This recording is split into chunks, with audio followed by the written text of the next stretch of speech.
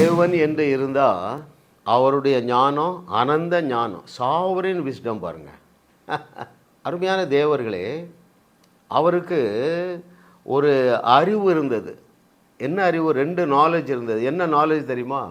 இயேசு கிறிஸ்துவை பலியிடுவதன் மூலம் பிசாசின் ஆளுகையை அகற்றிவிடலாம், அழித்து விடலாம் என்கிற ஒரு அறிவு.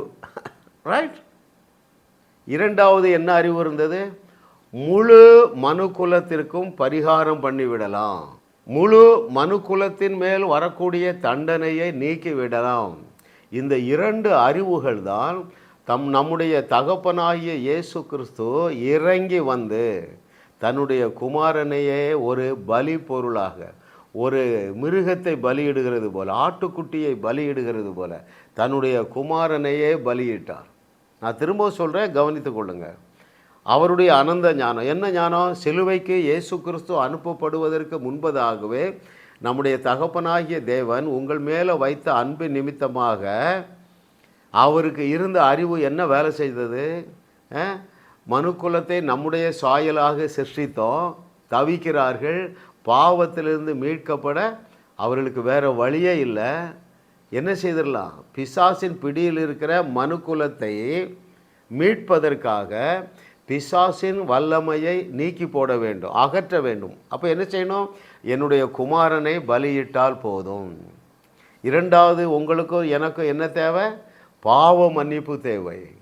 இந்த 2ற்கும் என்னுடைய குமாரனை பலியிட்டால் போதும் என்கிற அந்த நாலேஜ் பாருங்கள்.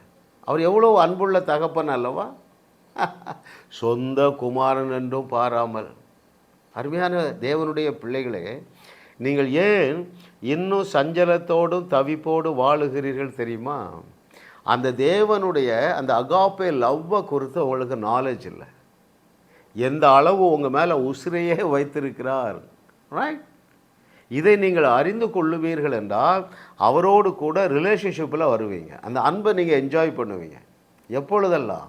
எல்லா நேரமும் ஒரு நன்மையை காணும் பொழுது. ரைட். நீங்கள் ட்ராவல் பண்ணும்போது ஒரு வனாந்தரம், ஒரு நல்ல ஒரு காடு பார்க்குறீங்க, ஆண்டவர் அதையும் போஷிக்கிறார். ரைட். அதையும் நேசிக்கிறார். அவர் தான் சிருஷ்டித்தார். எனக்கு கை காலில் நல்ல சுகம் தந்திருக்கிறார், என்னை ரட்சித்திருக்கிறார். இதையெல்லாம் நீங்கள் எண்ணி எண்ணி அவரை துதிக்கும் பொழுது, அவருக்கு நன்றி உள்ளவர்களாக இருக்கும் பொழுது நல்ல ரிலேஷன்ஷிப்பில் இருப்பீங்க. அப்பொழுது தான் இது புரியும். எது புரியும்? எப்போ என் மேலே உசிரையே வச்சிருக்கிறாரு. ரைட். அப்போ எனக்கு என்ன தேவை?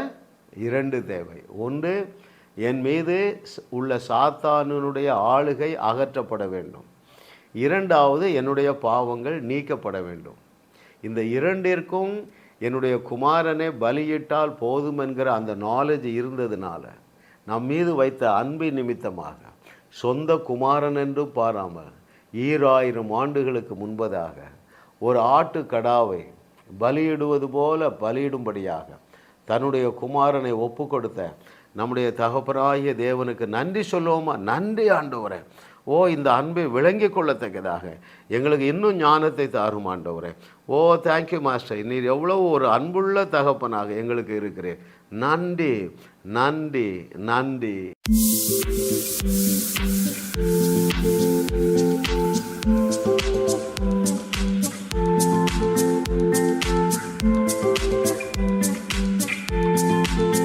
ஜாஸ் மினிஸ்ட்ரீஸ் யூடியூப் சேனலில் தொடர்ந்து செய்திகளை கேளுங்கள், சப்ஸ்கிரைப் செய்யுங்கள், வீடியோக்களை லைக் செய்து பலரோடும் பகிர்ந்து கொள்ளுங்கள். அவர்களும் ஆசீர்வதிக்கப்படட்டும்.